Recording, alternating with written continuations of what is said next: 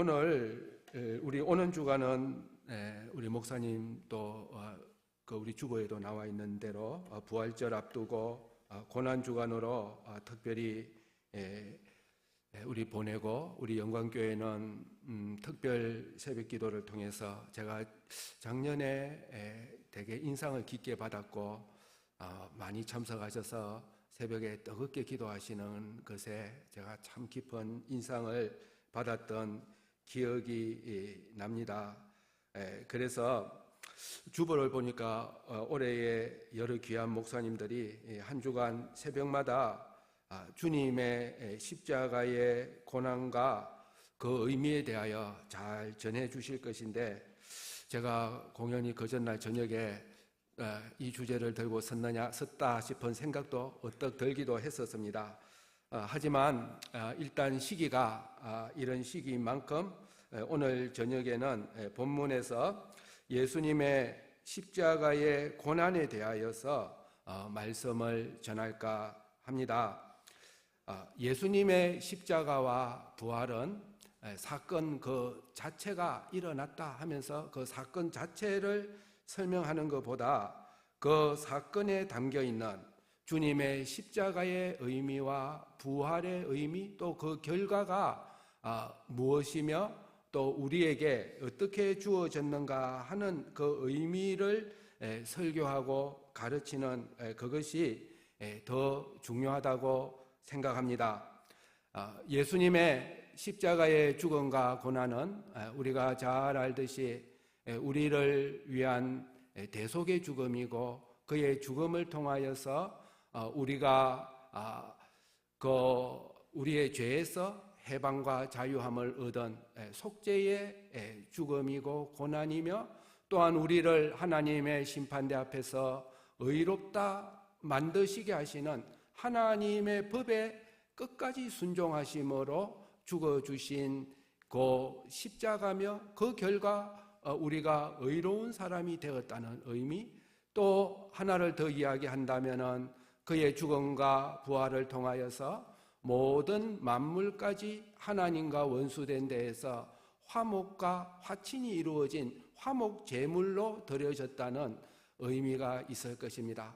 그것을 우리가 늘 설교하고 또 기억하고 하는 것이 우리 신앙에 아주 중요하다고 생각합니다. 하지만 오늘 저녁은 제가 그 설교를 하는 것을 참 좋아하는데, 오늘 저녁에는 그 예수님이 십자가 위에서 어떤 고난을 당하셨는가 하는 그것을 묻고 생각하고, 그렇다면 우리는 하는 그런 순서로 이 설교를 하게 될 것입니다.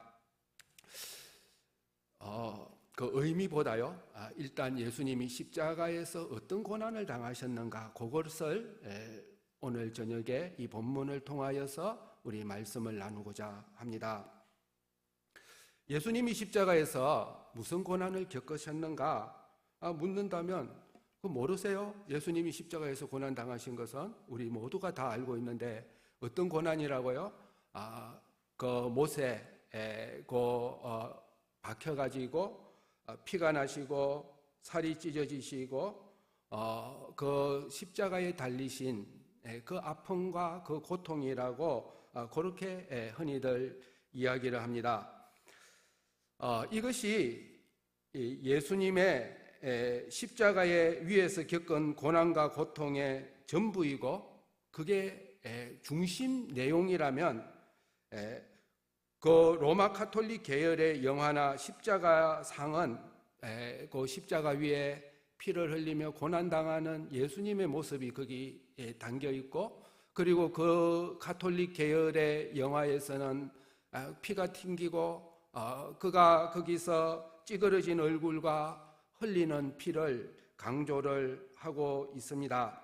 그런데 예수님이 십자가에서 당하신 고난을 손바닥에 못이 찔려가지고 피가 났고 발에 못이 찔려가지고 아파했던, 그게 예수님의 십자가의 고난과 고통이라고 말한다면, 저는 예수님의 십자가의 고난을 잘 이해하지 못했고, 그리고 예수님이 십자가에서 당하신 고난을 폄하하고 있다라고 그렇게 생각하며 그거 성경적도 아니라고 생각합니다. 흔히들 예수님이 십자가에서 그 손바닥에 발바닥에 못이 찔려가지고 피가 나고 고통스러웠다라고 말하면 상당히 시각적이고 육체의 아픔을 두려워하는 이들에게 공감을 얻기 쉬울지 몰라도 그 이상의 의미가 담겨 있고, 실제로 우리가 오늘 복음서를 읽어보면 복음서의 기자는 그렇게 적고 있지 않다는 것을 우리가 쉽게 볼 수가 있습니다. 복음서에는 예수님의 십자가에 못 박힌 사건을 비교적 세세히 그리고 있습니다. 복음서 전체에서 예수님의 일생을 빠른 템포로 이렇게 적어 나갑니다. 그러다가 마지막 일주일은 템포가 늦어집니다. 마지막 일주일에 예루살렘에 올라와서 어떤 일이 있었는가를 비교적 훨씬 더 늦은 템포로 우리에게 이야기해 주고 있고, 아마 그게 절정일 것이고, 그리고 십자가 상의 그날 마지막 일어났던 일은 우리가 알듯이 긴 장에 비교적 아주 상세하게 십자가 위에서 어떤 일이 일어나셨고 그가 어떤 말씀을 하셨는가를 적고 있습니다. 우리가 오늘 그 핵심되는 부분을, 본문이 제가 좀 긴 줄 알지만은 그것을 우리가 함께 읽었습니다. 그런데 예수님의 십자가에 당하신 고난을 서술하는 장면에서 모든 복음서 기자들은 십자가에 못 박히시는 장면이 어떻게 보면 최고 하이라이트인데 상당히 의도적으로 한 줄도 아니고 반 줄만 말하고 넘어가 버리고 맙니다. 오늘 읽은 본문에서도 35절에 저희가 예수를 십자가에 못 박은 후에 딱 그 몇 마디요. 그리고 십자가에 예수님이 육체가 못 박히고 그 못이 손에 들어가고 하는 그런 장면은 의도적으로 말하고 있지 않고 얼른 말하고 넘어가 버리는 인상을 받습니다. 저희가 예수를 십자가에 못 박은 후에 딱 그 장면 말하고 실은 그 뒷부분을 훨씬 더 말하고 싶다는 인상을 받고 있습니다. 마태만 그렇게 기록한 게 아니고요, 사복음서가 다 그렇게 적고 있어요. 저희가 예수를 십자가에 못 박더라 하고는 바로 넘어가 버립니다. 그의 손바닥에 못 박혀서 피가 난 고통이 십자가 아픔의 주요 부분이었다면 좀 더 자세하게 묘사했을 거예요. 그가 당하신 고통과 아픔이 얼마나 컸다는 것을. 그래서 가톨릭계의 영화에서 나오는 그의 비명과 또 뼈가 부스러지는 아픔과 피가 튀기고 살이 찢어지는 장면을 상세히 그리면서 그렇게 이야기를 했었어야 할 것입니다. 하지만은 이 반줄짜리 지나가는 말이 전부이고, 사람은 본능적으로 잔혹한 그 장면에 집중하게 되는데, 성경은 한마디로 여기에 우리가 시선을 빼앗기지 말라라는 의도로 보여집니다. 그렇다면 예수님이 십자가에서 당하신 그 고난과 고통은 무엇인가? 물론 주님이 십자가에서 당하신 그 육체가 당하신 그 고통이 안 중요하다는 건 아닙니다.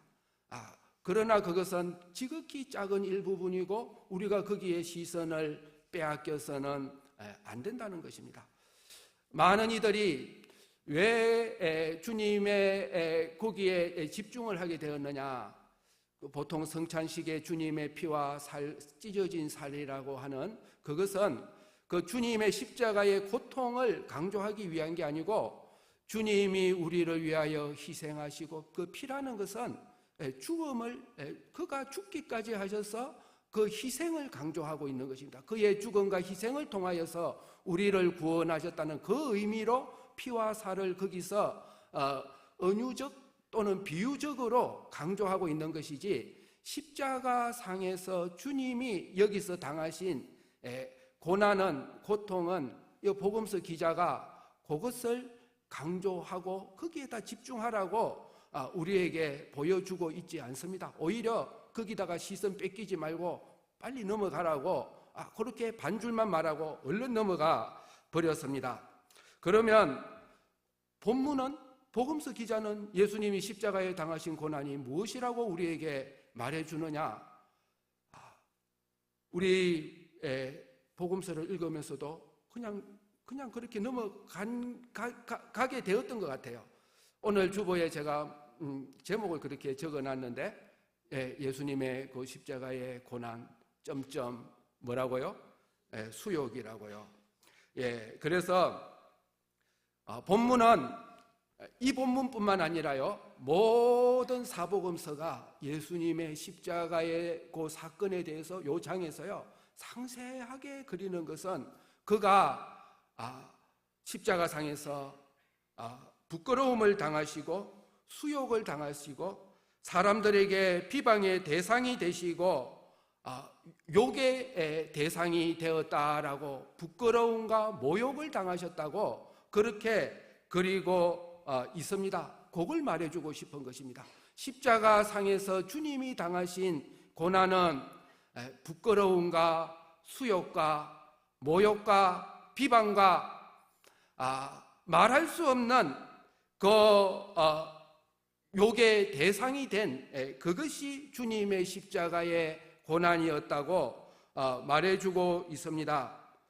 좀 전에 그 본문에서 십자가에 못 박더라 하고는 그 다음 얼른 말하는 게 뭐냐? 그의 옷이 벌거벗겨졌다고 말하고 있어요. 그 군병들이 그의 옷을 벗겼는데, 그런데 마태는 그것을, 마태, 마가, 누가는 그렇게만 이야기하고 있는데, 그가 벗긴 옷은, 그리고 제비를 뽑았다라고 하고 있는데, 그가 벗긴 옷은 요한은 그걸 더 상세하게 말하고 있어요. 겉옷은 나누어 이미 가졌고, 제비 뽑은 옷은 겉옷이 아니라 무슨 옷이라고요? 그의 마지막 남은 맨 안에 입고 있던 속옷이었습니다. 그의 속옷이었고, 오늘로 말하면 팬티와 위에 난닝구가 통으로 짜져가지고 그 곤란하니까 그걸 뺏겨가지고 자기들이 제비를 뽑아 가졌다는 것입니다. 많은 성화에서 예수님이 십자가에 못 박힌 장면이 주요 부위가 가리고 있는데, 실은 예수님은 벌거벗겨졌어요. 벌거벗겨져 가지고 십자가에 박혀졌고, 그리고 그것도 사람들이 가장 많이 지나다니는데, 그리고 높은 데 달려서 얼굴이 잘 안 보이는 데가 아니고 아마 얼굴이 바로 보이는 지나가는 길거리에 이렇게 약간 올려다 볼 수 있는 그 정도 나무에서 달려 있었을 것입니다. 사람이 마지막 죽어갈 때에 아마 로마가 그 최고 아프게 하려는 게 아니고 아마 최고로 부끄럽게 하려고 그랬을 거예요. 최고로 부끄럽게 하려고 그러한 형벌을 주었을 것입니다. 그래서 본문이 그걸 자세하게 그리고 있습니다. 그리고 또 하나, 우리가 가장 모욕을 느끼는 게 뭐냐? 그의 얼굴에 뭐 하더라고요? 침을 뱉더라라고 그렇게 상세하게 설명을 하고 있고, 그 다음에 좀 있으면 사형을 당해 죽을 사람을 그 군병들이 마지막으로 네가 왕이냐 하면서 가짜 면류관을 가져와 가지고 이제 그걸 대충 그냥 나무로 엮다 보니까 그게 가시나무였고 머리에 씌웠는데, 그리고는 그 밑에 그래놨어요. 여러분들 본문에 보면 희롱하더라라고요. 그래 가지고 희롱하면서 왕이라고 놀려 먹었다라고 그러면서 갈대를 빼앗아 가지고 머리를 때리면서 사람에게 최대한 모욕을 주더라라고 그렇게 설명을 해주고 있습니다. 아닌가요? 본문에 보면 예수님이 십자가에 달리신 그 십자가의 고난은 그렇게 그가 당하신 모욕과 희롱으로 이야기하고 있습니다. 그러기에 예수님의 이 장면을 그릴 때, 그 가시 면류관이 예수님의 머리에 씌워져 가지고 이마에서 피가 나고 고통스러운 장면으로 그리는 것은, 그것은 본문이 말하는 것과 약간 틀어졌어요. 이 본문은 가시 면류관을 아프라고 씌운 게 아니고 그들이 예수님을 뭐 하려고요? 희롱하려고요. 최대한 희롱하고, 그리고 마지막으로 얼굴에 침을 뱉고, 어떤 분이 그러더라고. 자기 끝까지 참았는데 자기한테 얼굴에 침을 뱉어가지고 자기가 못 참고 두들겨 팼다고 그러던데, 그래서 채찍에 쇠뭉치가 달려가지고 살이 파였느니, 그 다음에 대못에 녹이 설었느니 하는 것은 본문의 서술의 의도와 벗어난 강조점입니다. 그 육체의 그 아픔과 피나고 고난을 강조하는 것은 이 복음서가 우리에게 이야기하는 것과 거리가 있는 것입니다.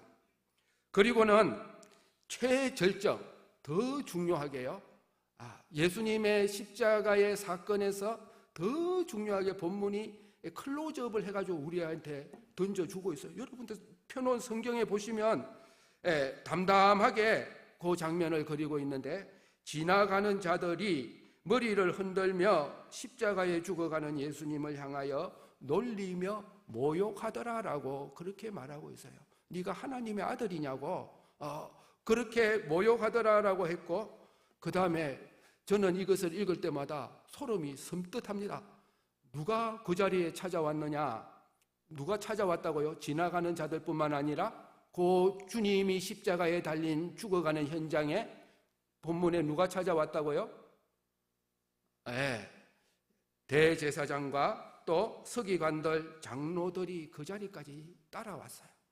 사람이 참 강팍하고 끔찍합니다. 자기들도 이 청년이 그 죄가 있어서 죽는 거 아닌 줄 알았고, 그리고 자기들 때문에 그 죄를 뒤집어 씌워서 죽게 되었고, 자기들은 승자고 예수님은 패자인데, 그 자가 지금 이제 패해가지고 죽는데 웬만하면 그 자리로 안 오고 싶을 거예요. 옛날에 몇십 년 얼마 전까지만 해도 여름에 복날에 다 돼가면 집에서 기르던 개를 팔면 한 10만 원 정도 받을 수 있었는데, 그 개 장사 아저씨가 와서 10만 원 받고 개가 싣고 갈 때 얼른 집에 어머니가 들어가셔 버리더라고요. 뭐를 안 보고 싶으냐? 기르던 개가 잡혀가는 마지막 뒷모습을 보고 싶지 않았을 거예요. 그런데 이 사람들은 여기까지 왔어요. 그리고는 이들이 뭐라고 그랬느냐? 이들이 하고 싶은 말이 있었어요. 네가 왕이냐? 네가 마지막까지 뭘 하고 싶었느냐? 본문에 보면 그 자리까지 따라와가지고 함께 희롱하며라고 성경에 그렇게 기록하고 있어요. 복음서 기자들이 함께 희롱했다라고 했고, 마지막 모욕한 인간 중에 어쩌면 최악이고 최저점인 옆에 함께 죽어가는 누구도요? 강도들도 이같이 욕하더라, 본문 그대로 욕하더라라고 상세히 그려주고 있습니다. 주님이 십자가에서 당하신 고난은 수욕과 부끄러움과 모욕의 대상, 인간 같지도 않은 자가 마지막 죽어가면서까지 욕하는 대상이 되었고, 그것을 주님의 십자가에 당하신 아픔과 고난으로 그려주고 있고, 사실상 이것이 전부였습니다. 주님이 당하신 고난을 이렇게 말씀하고 있습니다. 이 사실은 복음서뿐만 아니라 또 다른 성경들이 이것을 증거해 주고 있습니다. 예수님의 당하신 십자가의 고난은 우연히 그 시대의 로마의 사형 도구에 죽게 된 것이 아니라, 갈라디아서 3장 13절은 중요한 본문인데, 그리스도께서 우리를 위하여 저주를 받은 바 되사 율법의 저주에서 우리를 속량하셨으니 기록된 바 나무에 달린 자마다 저주 아래 있는 자라고 주님이 십자가 나무에 달려 죽은 것은 율법의 저주를 우리 대신 받으시기 위해서 나무에 달려 죽으셨다고 말하고 있습니다.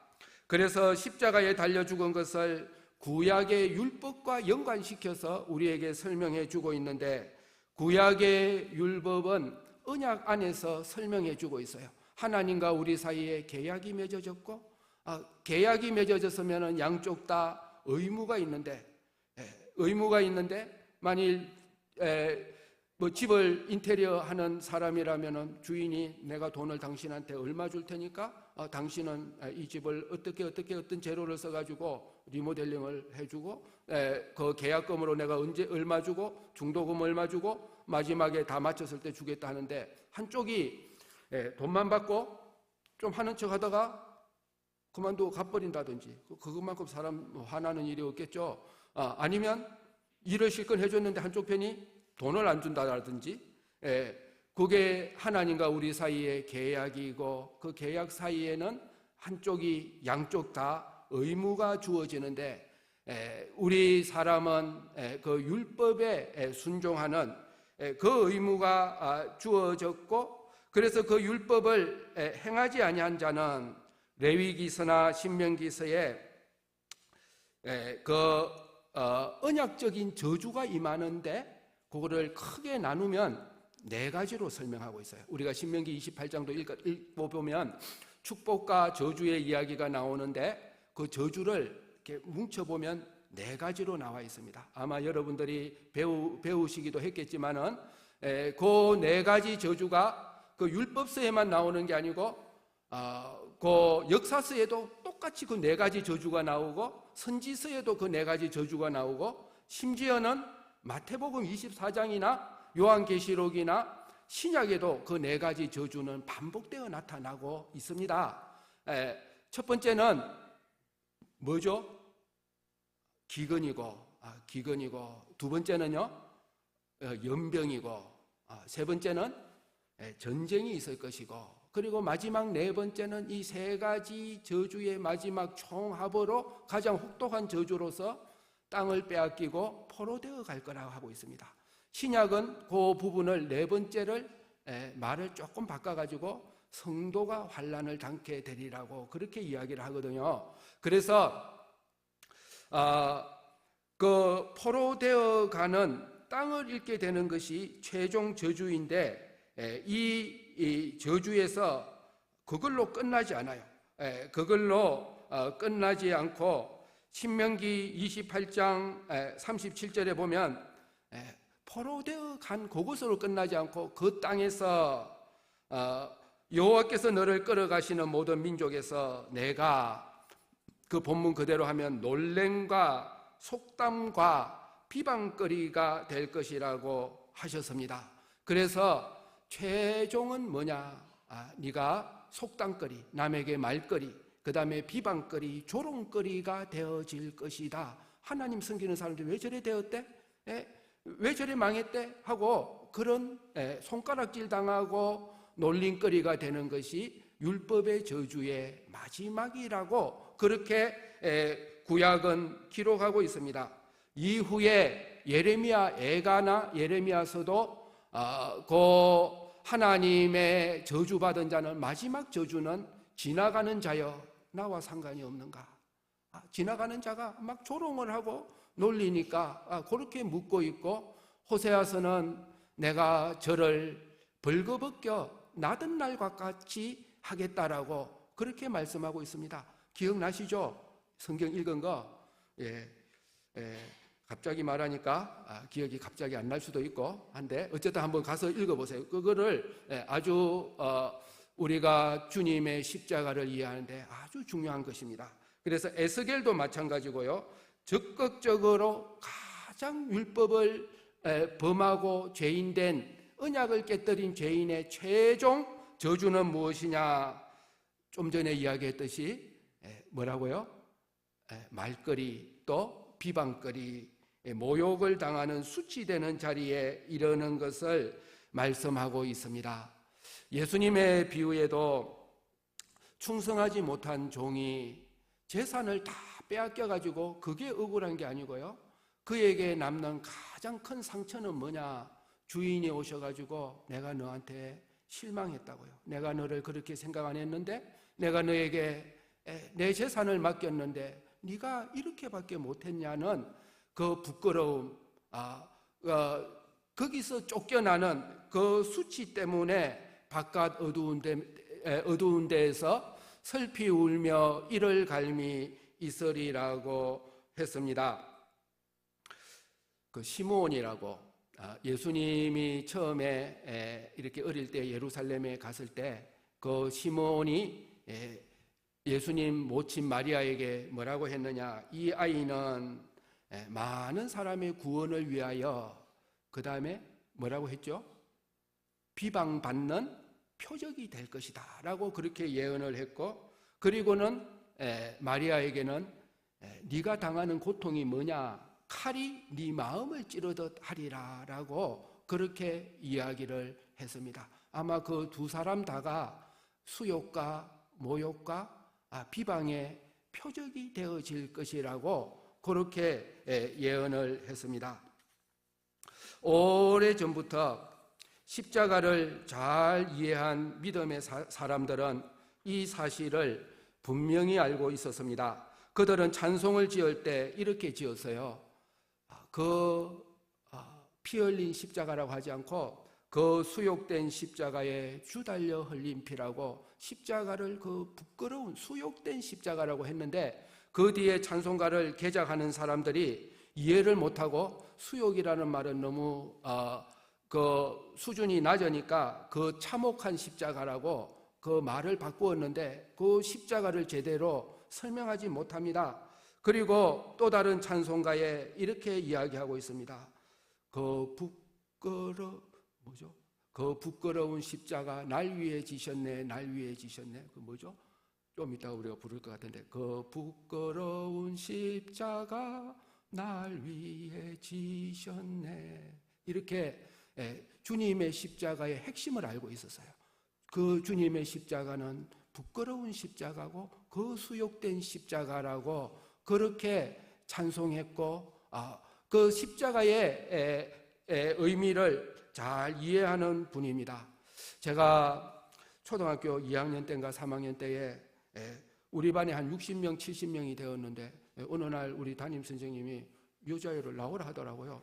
아마 그 기억은 잘 안 나는데 옆에 애랑 싸웠던지 무슨 도적질을 했는지 잘 기억은 안 나는데 나오라고 하더만은 다짜고짜 뺨을 때려버렸어요. 애를. 그리고는 그 여자애가 그 많은 애들 보는 앞에서 뺨을 맞고 자기 자리에 들어와서 울었던 걸로, 내가 하루 종일 울었던 걸로 내가 기억이 나는데, 아마 걔가 울었던 이유는 뺨을 맞아가지고 피부가 따끔따끔해서 그게 아파가지고 울었던 건 아닐 거예요.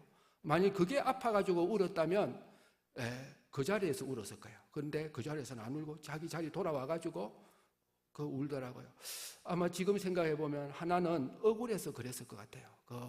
똑같은 일을 했는데 자기한테 너무 다른 처분을 내렸고, 또 하나는 더 큰 거는 그 많은 사람들 앞에서 아마 수치, 부끄러움, 그것 때문에 울었을 거라고 생각합니다. 한 50년이 지났지만 그 친구가 아마 아직도 생각하고 있을 건데, 네가 그때 그 친구가 기억하는 것은 그걸 거예요. 그 많은 사람들 앞에서 자기가 피부가 따끔따끔한 그 아픔이 기억나는 게 아니고, 진짜 아픔은 부끄러움, 수욕, 수치됨, 그것이 가장 큰 고통과 아픔으로 기억에 남을 것입니다. 아직도 잘 이해가 안 가시고 머리로는 이해가 가는데 내가 느낌으로 잘 느낌이 안 온다 싶으신 분 한번 나와보세요. 제가 뭐가 더 아픈지 가르쳐 드릴 테니까요. 그게 그 피부가 따끔해지는 게 아픈지 부끄러움이 아픈 건지 내가 느낌이 잘 안 온다 하시면 제가 바로 가르쳐 드리겠습니다.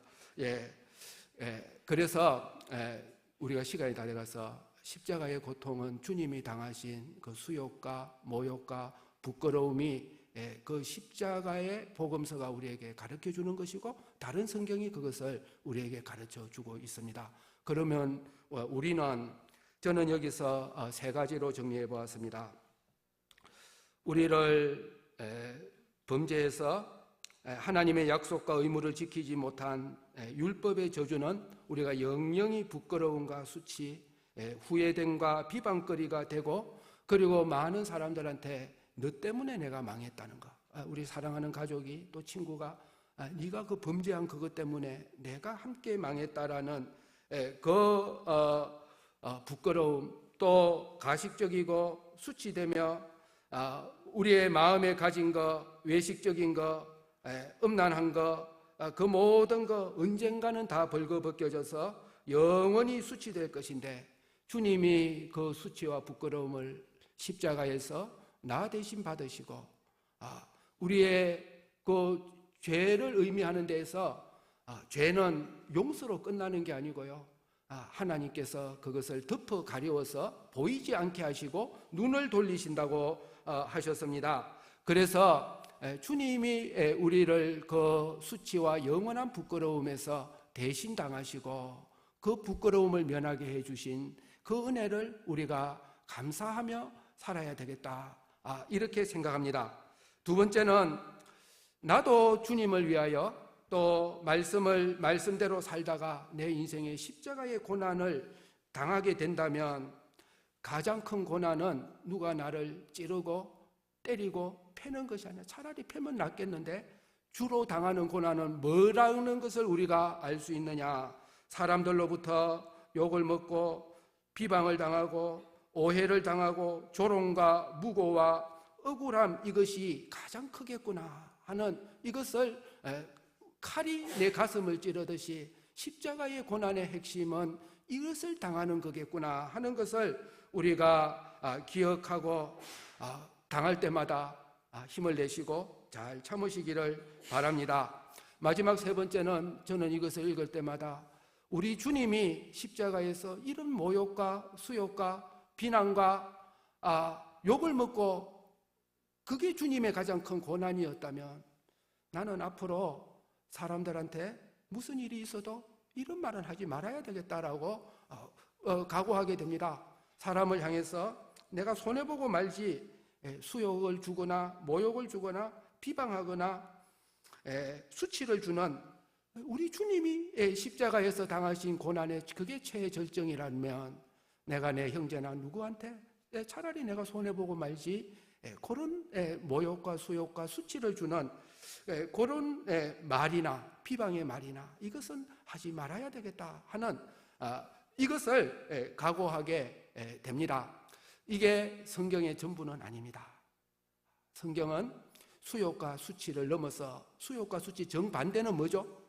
성경에 많이 나오는 단어 여러분들은 모르시면 안 되는데 뭐라고요? 영광이라고요. 맞아요. 영광입니다. 그래서 성경은 천국에는 영광으로 그려져 있고, 그리고 주님이 이 십자가 넘어 얻으신 것은 어떤 상이나 어떤 다른 게 아니고 권세가 아니고, 그는 하나님 보좌 우편에 앉는 영광을 얻으셨고 그의 얼굴이 빛난 영광이 되었다라고 말하고 있습니다. 우리가 확실합니다. 십자가는 수욕과 수치와 모욕과 부끄러움이 핵심이고, 그리고 그 넘어 영광이요, 그 반대되는 말이에요. 그 영광이고, 우리가 이 십자가를 우리 삶 속에 잘 참고 잘 견디고, 내가 앞으로 주님의 말씀대로 걸어갈 때 다른 고난이 아니라 모욕과 수욕과 주님과 같은 비방을 당하게 될 때 잘 참고 견디고 가면 우리 주님이 당하신 그 영광스러운 그 자리에 또한 그 부활의 영광에 이르게 하실 것입니다. 그렇게 소망합니다. 그렇기 때문에 만약 육체적 고난이라면 주님을 위해서 내가 더 고난 당한 사람도 많아요.